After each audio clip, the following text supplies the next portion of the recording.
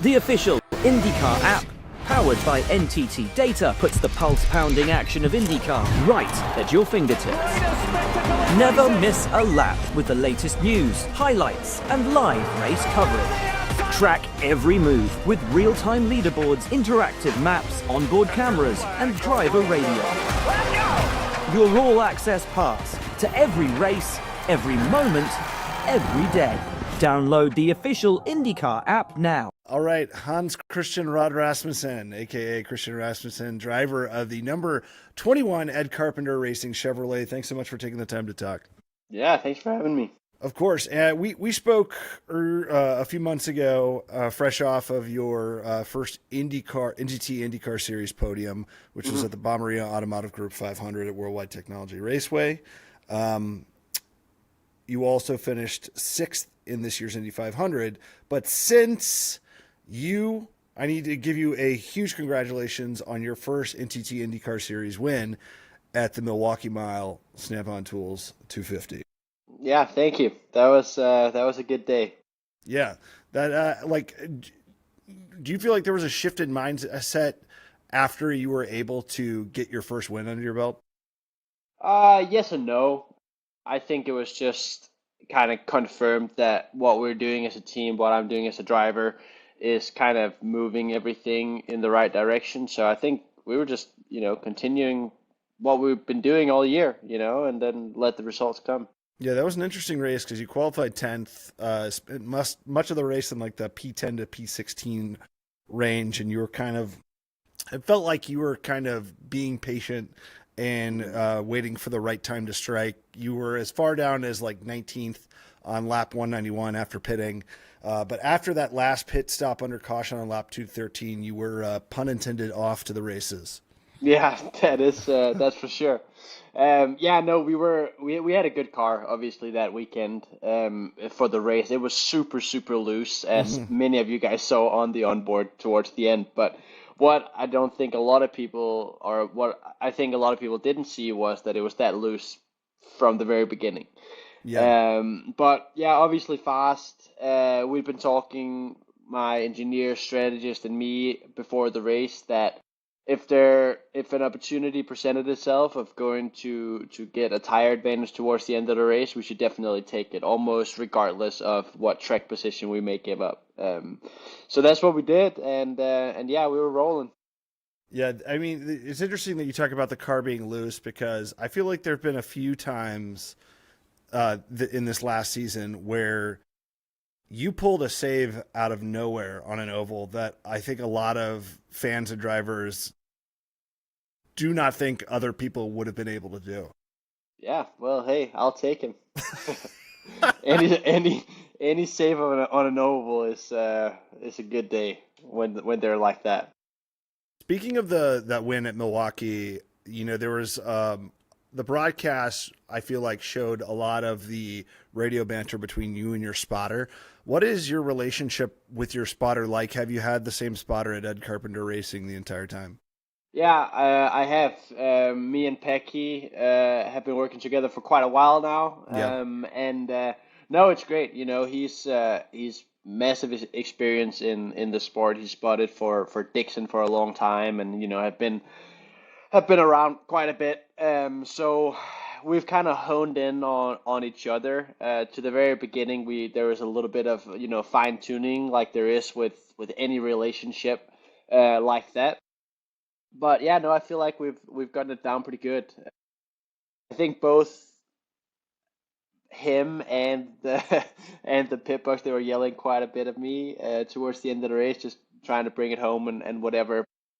I wanted to really feel safe, and having Alex Palou right behind you is very not very safe. Sure. No, it doesn't feel very safe, anyways. So yeah, I wanted to have a couple of cars in between us, and once I passed, I think I passed Ray Hall and he followed, and then I passed another car and he didn't follow, and then there was one car in between us. But then I thought it's probably nice to have two cars in between us, so I passed that one other car, and then once there was two cars in between us, and I could see him not continuing to follow, that was the point where I was like, okay, here we're gonna chill here and get it over the line. I feel like having a spotter would be super helpful in a lot of other scenarios in life. Like, Yeah. whether you're golfing, someone could be up in a tower giving you the lie. That would be very good because my golf balls they go left and right. So having a spotter for that would be very helpful. Or maybe if you're mowing your lawn, if you could have a spotter on the roof, making sure you don't miss a spot. Or I think this would actually be very helpful at the 500 when you're having to walk back and forth between the garages and through Gasoline Alley to the pits. Having a spotter letting you know which fans to avoid, being like, all right, about 100 feet ahead of you, there's someone who has like 12 things they want you to sign. So I want you to veer left. Right. Hey, there's no fans you want to avoid. We want to get them all. No, I think that's great. I think I love that about IndyCar. It's incredibly accessible, and I feel like almost every driver on the grid really embraces the opportunity to get to interact with all the fans. So you make a great point there. You've already won the LMP2 class at the 24 Hours of Daytona in 2024 with Era Motorsport. You also drove Spike with AO Racing, one of the more popular cars, in a different year. Do you have any plans to drive in IMSA again? Yeah. I can tell that I will be back for Daytona. I can't just yet quite tell who it will be with. Okay. But I'll be back at Daytona for 2026. Oh, that's amazing. Mm-hmm. That's cool. Yeah, We got to get excited about that. Yeah. Yeah, you got to get a second Rolex. Yeah, that's the plan. Got to have one for the other hand. One for each wrist. Just to rack them up, you know. So what does your off season look like? Well, so far this year's been a lot of travel. I just came back from Charlotte. I was at the NASCAR Roval race this weekend, which was fun. Been following Eric Jones around and kind of see a little bit of his world, which was cool. But no, it's been a lot of traveling back and forth, going to see some of my girlfriend's family and kind of gotten around the country a little bit. I'll go back to Denmark in a couple weeks. Get a haircut from your mom? Get a haircut from my mom. That's important because it is getting, I'm not going to take it all off, but it's getting pretty long. Yeah. So looking forward to that. Going home for a couple weeks, back in the country. We got a little bit of testing coming up as well.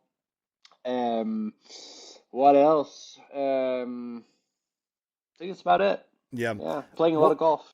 Yeah. Well, for those of you who are not listening and don't understand that reference, Christian's mom is a hairdresser in Denmark outside of Copenhagen. So if you're ever looking to get a sick fade just outside of Copenhagen, make sure to hit up Christian and get his mom's deets. I'm so interested to hear from you what your experience was like going to a race, just being a spectator when you're attending the NASCAR race. Yeah, it was, well, let's put it this way. I like being on a race weekend driving myself. Yeah.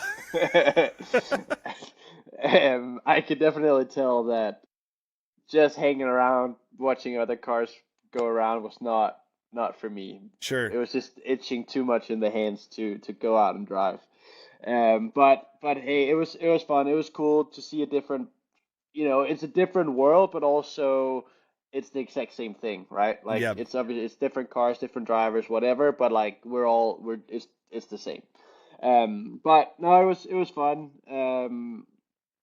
My girlfriend knows a lot of people in the NASCAR world, so we got to be all up close and personal. So we were on a pit stand for the start of the race, and we were up in the stands. We were down at the driver owner lot. We were kind of all around, so we got a cool experience for sure. I actually wanted to ask you about your girlfriend, your partner, Maria Kofer, who is also an incredibly talented driver in her own right. She had to make the hard decision to retire due to issues from an injury a few years ago, but she is a dirt track champion, driving midgets throughout her entire childhood until her early 20s. So I assume she understands the pressures that you deal with and the discipline that you have to be successful in the sport. Yeah, for sure. Which has been super cool. Having someone along the way that really understands and have been in kind of what you're sitting in herself. So it's no, she's been a massive support for sure.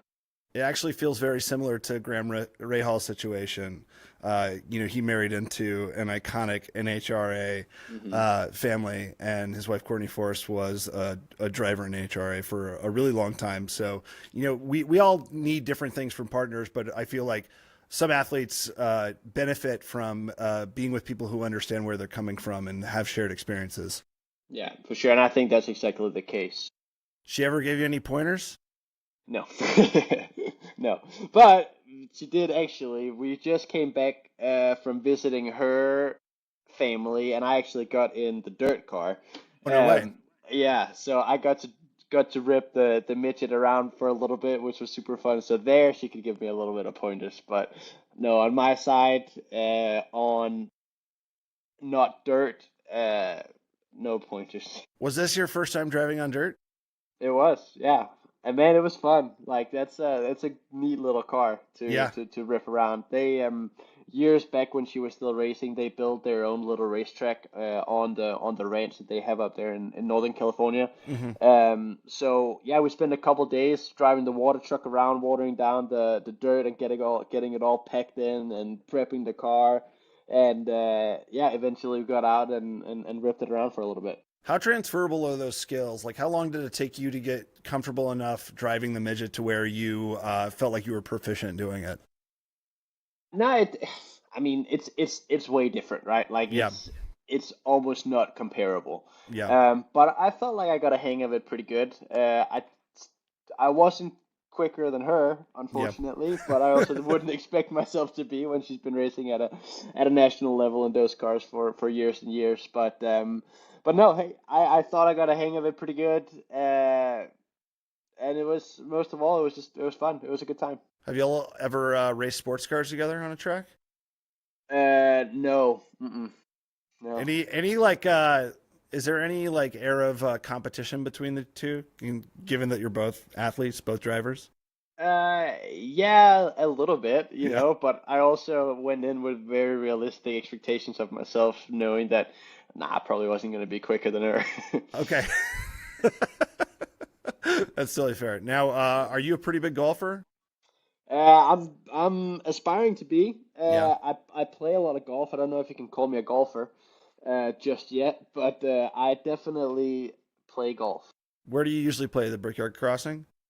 Brigade Crossing, and just I'm not a member anywhere, so I just kind of play local public courses around in my area. Do you play with any other drivers on the grid? I do. I've played with Lundgaard's becoming a massive golfer, so I play with him quite often. Play with Louis Foster a little bit. Last year I played with Ericsson a little bit as well. So yeah, just whoever wants to play. I mean, I think Lundgaard has the advantage in that his girlfriend is a collegiate golfer and is quite good, so he gets plenty of pointers. Man, he gets a lot of pointers, and it's showing in his game for sure. He's getting pretty good. Yeah. I know Tony Kanaan recently caddied for him in a pro-am. Who would you ask to be your caddy if you were playing in a tournament? Well, I'd probably ask Christian to kind of get those pointers from Gabby that's gone through Christian, and then maybe there's some pointers my way as well. So, hey, I'd probably have Christian caddy for me. I love that. That's so funny. Speaking of Danish Christians, any relation to Christian Schmidt Rasmussen, the artist from Copenhagen, born in 1963? No. Do you know who I'm talking about? No. There is a Danish artist. Let me see if I can share my screen. Here we go. Christian Schmidt Rasmussen? All right, can you see my screen right now? Oh, yeah. Okay, so this is Christian Schmidt Rasmussen, Denmark, born 1963. Yeah. Danish artist. We're going to go through some of his work, and I just want you to give me your thoughts. Okay. First up, we have Boy and the Octopus Tree, 2025, oil and acrylic on canvas. Yeah. What do you think? Out of 10, what do you give it? Out of 10, I think that's I like the gold color. Yeah. I like the background. I don't know, what is it? It's an octopus tree, whatever that may be. Listen, it's art. It's whatever you want it to be. Right. I know. Well, I think for me that's 5 out of 10. 5 out of 10. Okay, we're gonna keep going through. Next up, we have Flowers 2025 oil and acrylic on canvas. Okay, I like that one a little better. 6 out of 10. 6 out of 10. Okay. Yeah, 6.5. 6.5. Okay. Yeah. This one is a kind of a different format. It's maybe not on a square like canvas, a- a little longer. This is landscape number 1, 2025 oil and acrylic on canvas. Yeah. We're back down to a 6. Back to okay. Do you know art? Do you study art at all? No. Okay. All right. This is a longer one, mural. I like the longer one. It's probably like similar to like a Picasso Guernica mural, if you're familiar with that. This is landscape number 2, 2025. Yeah, see, maybe I shift everything back one, and I'll give this a 6.5. Okay. All right. Yeah. Let's see what else we have. We have landscape number 3. Okay, we're rising. I like this a little darker. It's at night time probably. Yeah. I'll give it I like the swan there in the middle. I'll give it a 7. A 7. Okay, great. I feel like I should have sent you a bottle of wine before we did this. Yeah. To really get into the To mood. really get into the mood, yeah. Ooh. This was landscape number 4. Man, a lot of landscapes from this guy. Yeah, guy. What can I say? Guy loves. He loves artsy landscape. Well, I mean, okay. So what I see here, how I interpret it, right, is you kind of got above ground and below ground. So there's a dark figure there in the middle. Yeah. A little scary. Sure. I will give that a what? 6. Okay. Great breakdown. Maybe it's like a commentary about the duality of man and good and evil. Hey, I think that's exactly right. Let's see. Okay. Whoa. Sun number 1, 2025. 4. Not a fan. No. Sun number 2. 3. Not a big fan of the Sun series. No. Sun number 3. 3. Okay. 2.5 maybe. All right. We're gonna skip through the Sun series. Yeah, we don't like the Suns. You have a bias. You don't like them. We're gonna go for replacement dream number 1. Replacement dream. That's interesting. Hey. I think that's not quite my style. I'll give that a 4. A 4. All right. You are harsh but fair. I'm a harsh critic. Yeah. Yeah. Harsh critic. I like this one a little better. I'll give that a 5. Replacement Dream 2 gets number 5. And let's do one more. Replacement Dream number 3. End on a 4. Okay. All right. I love it. I got harsher there with my criticism there, but that's how it is. I think he got an extra point for his name. I think what we need to do is we need to get this Christian Rasmussen, the artist, to come to the track and paint something for Christian Rasmussen, the driver. Landscapes. You want the landscape? You specifically request a landscape. Yeah. Landscape of Indianapolis or whatever. Yeah. You said you were traveling. Do you have any other big plans to travel before the 24 hours of Daytona? Yeah, I'm going back to Denmark here in a couple of weeks. Like I said, I'm going back again for Christmas. Yeah. I feel like I have something else. Let me look at my calendar. Do you spend the majority of the off season in Indiana though? Yeah. Okay. I would. I am. No big trips coming up, to be honest. Just my trip back home. Twice. It's usually about a month out of the year that I'll spend there over 1 or 2 trips. Given that you're kind of become so rooted here in the States, specifically in Indy, what is the experience like going home? Do you feel like you're picking up where you left off? Does it take a while to sort of like adjust culturally? What is that shift like? Yeah, no. I think I just start where I left off. I think some of my favorite stuff is just to see all of my buddies from back home, and hanging out with them. So I always try to keep a very open schedule because obviously they're all in school or working or whatever. So if I keep myself without a super set schedule, I can kind of fit my stuff into theirs, and we can hang out. But no, that's my favorite thing about going back home is just you know doing whatever, shooting the shit with all those guys. Are any of your friends big motorsport people? Like, would they watch motorsport independently of supporting you, their friend, driving in IndyCar? Some of them, 'cause some of them are friends from karting, and motorsport in Denmark in general, but most of them are not. Yeah. I think they'll watch me every once in a while, but other than that, I don't think they watch much racing. Okay. Fair enough. Now, I want to talk about a viral karting clip of you from a Yeah. kid backing into a garage that Uh-huh. went viral a long, long time ago. Yeah. It was featured on that YouTube show Equals Three, and And it's been also featured all over the world. But and it's popped up in a bunch of places. And then you Yeah. recently posted it on TikTok again. Yeah. For people who aren't aware, do you mind just giving us a little bit of the backstory to that clip? Yeah. So this was the karting track that I grew up coming at. My parents have a little summer house in the southern part of Denmark. And there's the karting track back there. We've come since I was literally 5 years old. And my whole life we've been coming there. It's been the same owners for the whole thing. So we've gotten to know them quite well. So when we were younger on our summer holidays and whatever, most of the time we would be there. Yeah. My brother and I, we would hang out, we would help out, doing get people started. Customers coming in wanting to drive, getting them all started.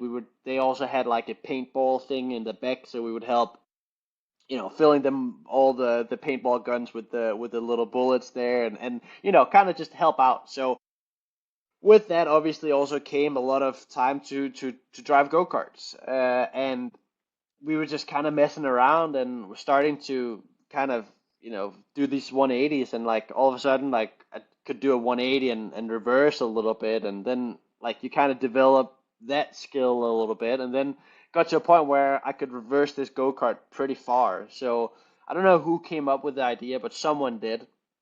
That hey, we should try and reverse this go-kart into the back of this. It's where they store all the go-karts. It's basically big shipping containers, Right. and that's kind of put together. So we did that. So we tried.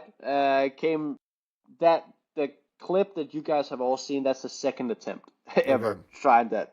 That's wild. The first attempt, if you look very closely on that video, there's a shelf on the left side of the picture that's kind of bent in, or not. I wouldn't say kind of bent in, definitely bent in. So that was the first attempt. How old So were you when you did this? I think it must have been 11 or 12. Okay, for the people that are watching or listening who don't understand what we're 13 talking maybe. about, there's a viral clip of Christian when he was 11 or 12. He's in a go-kart. He flips it like 180, like on a dime, and then smoothly backs it in like 30 feet into a really narrow passage, right? Yeah, that's exactly right. Yeah, the first attempt we took out the shelf a little bit. I got to try it again. You can even see my brother. He's yelling profanity in the background. Um, his younger self. And then we did like the stick kind of replica walkout at the end, keeping my helmet on and walking out all cool, 12-year-old me or whoever. Now, when you guys made this, where did you first post it, and what was the first website to like start resharing it? Yeah, it was on YouTube. Okay. I think they posted it maybe on their Facebook profile as well, like the karting track there. But Yeah. it was the YouTube that was the main one. And it was funny because we posted it, and like the first couple of years, it got not a lot of views. It got some, maybe Yeah. a few thousand or whatever over the course of those first couple of years. But then one summer it just went completely crazy. So Yeah. I assume someone with a big following had seen it and shared it, and then it gets into the algorithm and just gets pumped out there. I think in the 24 hours that it got the most views, it got over 1 million views in 24 hours. That's wild. And it was completely out of nowhere, and it was fun because like it got so much attention. I know it was in ridiculousness. It was in all over like Japanese TV randomly enough. That's so cool. It there was a journalist from the UK that flew over to Denmark to interview me, and like this is 3 years after the fact. Can we see that interview anywhere? Do you know where it is? I don't know where it is. I Okay. don't know where it is. But yeah, so all kinds of stuff happened. Also, like the video went completely viral. It wasn't on my YouTube. It was on one of the guys that worked at the karting track.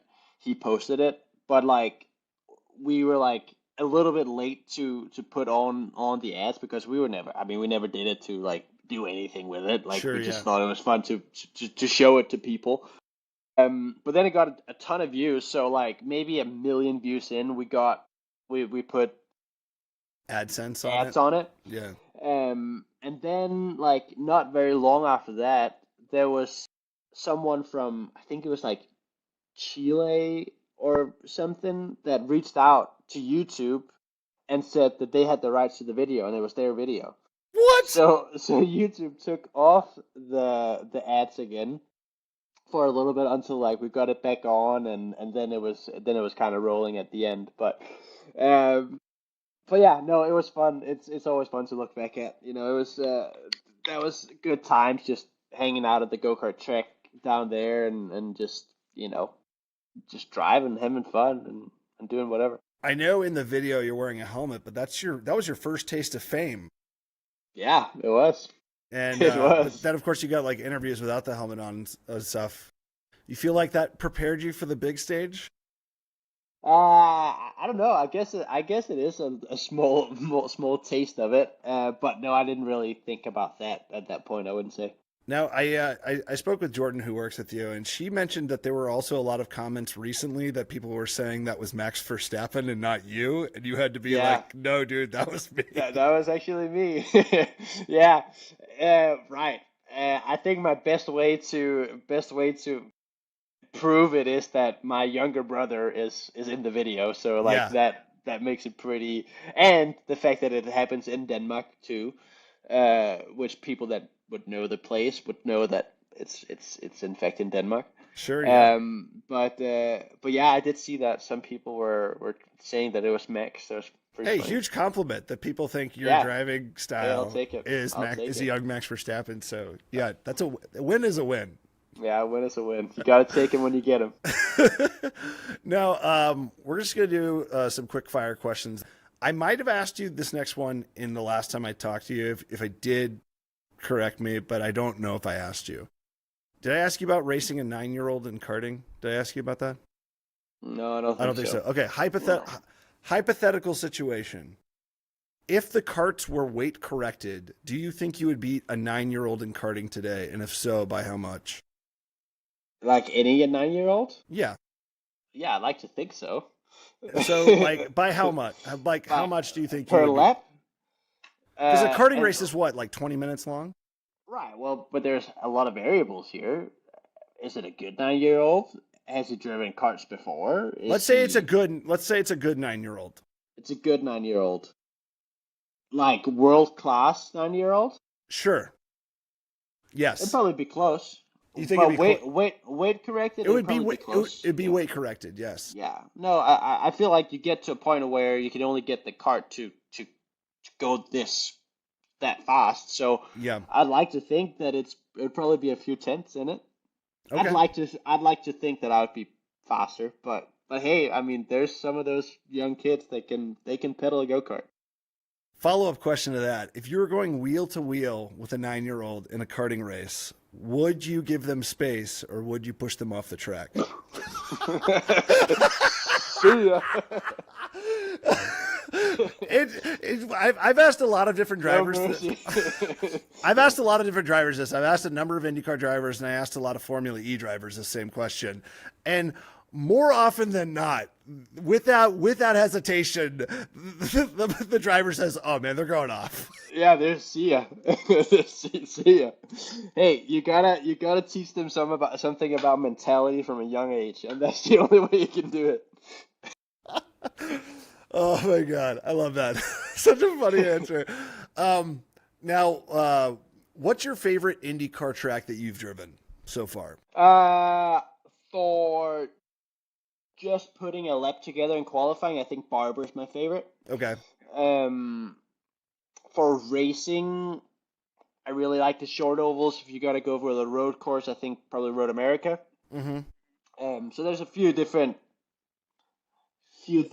things to kind of think about, and what like kind of depends on what we're looking at. What's your favorite short oval? Yeah, I gotta say Milwaukee, right? Sure.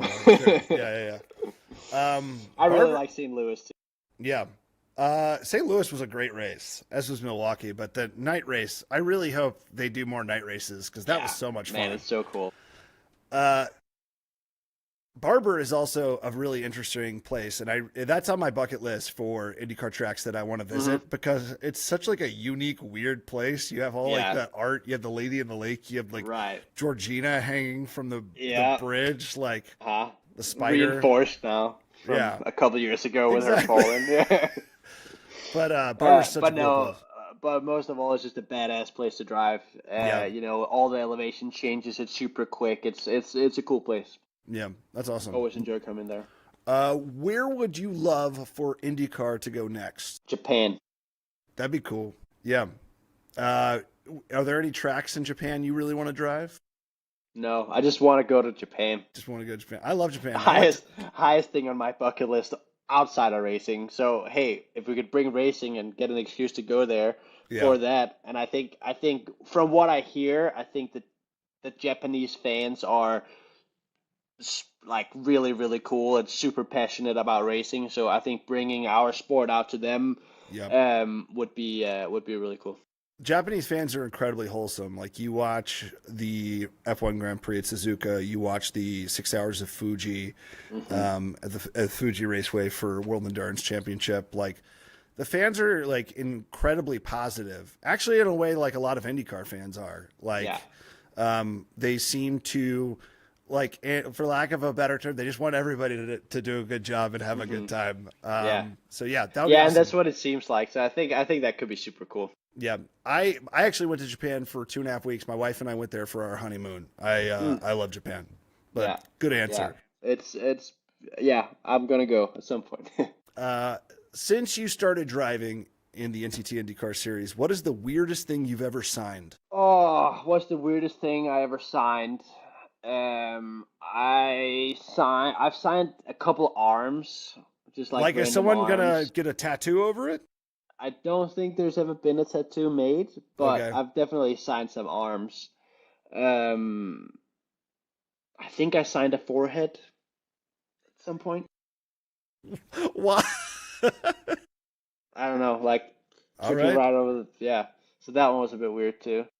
Other than that, I haven't signed many like weird things. It's mostly, hero cards and the trading cards and hats and whatever. Yeah, for sure. What is the weirdest DM you've ever gotten on social media? I can't get into that here. I was going to say, that's safe for this interview. Yeah,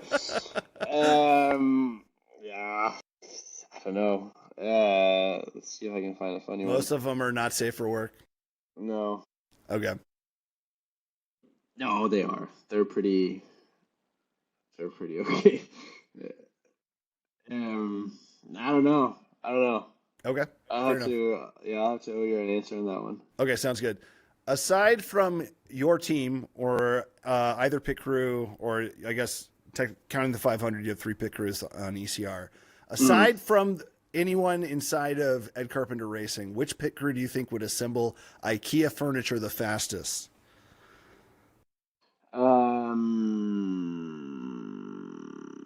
Let's say Alex's crew. Hello. Yeah. That's a good answer. Yeah. Next up, you're going on a road trip with any 3 drivers on the IndyCar grid. Uh-huh. Who's in your car with you? Foster, Lundgaard, and who we got for the last one? Let's bring Pato. Sure. Pata for Yeah, the vibes, Pata for the yeah, plot. Pato for the vibes. What is the last show you binged on TV when you probably should have been sleeping? Uh, we're watching Grey's Anatomy right now. From the beginning? From the beginning. We're Wow. going through it. Yeah, And what do you think I so think far? it's fun. It's good. Like we're kind of. I feel like we're kind of lacking a really good show. I really loved Peaky Blinders, Suits, Lincoln Lawyer, but I don't know. I can't really find a show that I can really get into right now. So we started that, and it's yeah, we just put it on in the background and. When I talked to Christian Lundgaard the other week, he Mhm. said he also was watching Suits, but he said the show that he knows the most intimately is NCIS. Yeah, I remember he watches that a lot. You knew that about him? Yeah. Have you ever Yeah. seen NCIS?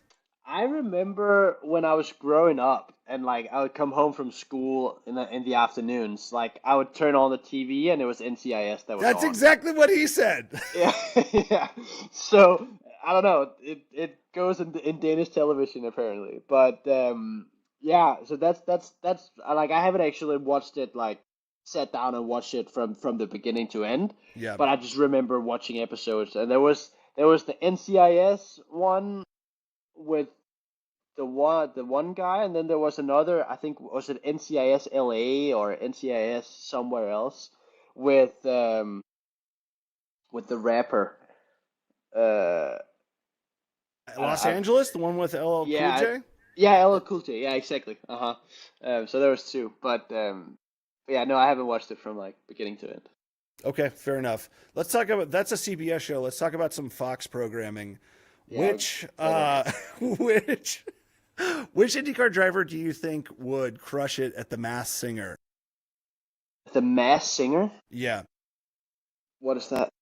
Oh, it's like a singing competition where they wear costumes so you don't know who's singing. It's based off of a Korean show that they brought to the States. I feel like Nolan would crush that. You feel like Nolan would be a good singer? Heck yeah. Okay. What about who would win World's Toughest Test? It's a show where they make like celebrities go through like Navy SEAL training.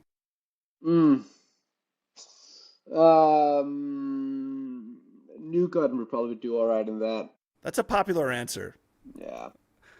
What about who do you think would win at Lego Masters? Lundgaard. Man, he built so much Lego. Yeah, for sure. He showed me some of them. I bet. I'm sure he did. They're all over his wall. Yeah. Yeah. All over his place. Yeah. Okay, great. Love that. Next up, Hollywood is making a movie about your career. Who is playing you?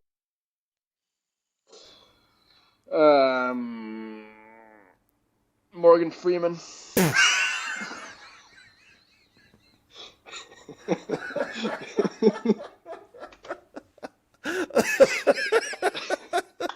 They're not even trying to de-age him. It's like No. current Hey, 80-year-old Morgan Freeman being like, my name is Christian Rasmussen. Yeah. I am an IndyCar driver. Yeah, you got it. That's the one. That's the one. That's Man, the best. and who else? Like, he's got to be one of the best actors in the world. Yeah, he's great. You know, he can act anyone. Oh man, And he can act me. Yeah. what a good answer. All right, so you came over to the States at a fairly young age. You've been here for a while. In your opinion, what is the best fast food chain in America? Kava. Cava's really good. Kava's really good. You Or know- sweet greens. I really like sweet greens too these days. Yeah. You Kava and, probably takes the case. you and Lundgaard love fast casual. He's a big Chipotle person. Yeah, I used to be fair. Like when I first got over here, I loved Chipotle. Yeah. But it's not doing it anymore for me. Can you tell me your order at Cava? Do you get the same thing every time you go there? Yeah, I get the spicy chicken avocado pita. Nice. Yeah, Cava without so the pickles okay. I or like like the salt brin, whatever they call them. when The my third wife and I go pickles. to Cava, we like have them put almost everything available into it. Yeah, I'm like, I yeah, want to that's try fair. all of the flavors. I don't care if Give they it don't to work me. right together. Right. Give it to me. Next question. Who is the most famous person in your phone? Um, You don't honestly, have to probably call you don't have to call them. no. Honestly, probably Pato Yeah, or that's fair. I don't know. I don't know if Pato or K Mac. Oh yeah. Are you pretty Yeah. close with Kevin Magnuson? No, No. But have you've met him a but few I know, times? like I know him. I used to. I raced for Jan, Yeah. in Danish F4, so I got to, and I'm pretty. I used to be very good friends with his younger brother. Hmm. So we've gone to like I've gone to a couple of I've gone on his boat a couple times and gone on like New Year's. He did New Year's one year and gone to that, and so Are yeah, you like I know him. are you starstruck hanging out with Kevin Magnuson? Or are you just like, oh, this is cool, I'm hanging out with Kevin Magnuson? No, not really. I don't think really any. I've never really found myself starstruck with anyone really. But what about Morgan Freeman? Hey, the day I'll meet him, maybe it'll happen IndyCar, Mackenzie, I know you're when listening. We got he's to make it starring in happen. the movie about me. I wish we could get Morgan Freeman to do a sketch where we do a trailer of the Christian Rasmussen biopic. Um, Pivoting, do you actually read the comments on your posts on social media? Sometimes, yeah. Sometimes. Sometimes, yeah. There's some mean ones every once in a while, Really? especially after To Portland. you? Yeah. Uh-huh. After what? After Portland. Oh yeah. But no, most of it is fun. So yeah, yeah, I'll read through them every once in a while. I'm not that big that I get so many that I can't get through them all. So Do you reply to any of them? no. Well, sometimes, yeah. Sometimes. Okay. Sometimes I do. Okay, fair enough. Yeah. Uh, you know what? I think that's it. I think that's all we All got. right. Well, Christian, out of all of the Danish drivers in the NTT IndyCar series, you are most definitely in my top two. Okay, awesome. Thank you for that. That means a lot. Straight to the heart. So thanks so much for taking the time. Christian Rasmussen, driver of the number 20 Ed Carpenter Racing Chevrolet. Thanks so much for being here. Thanks, James.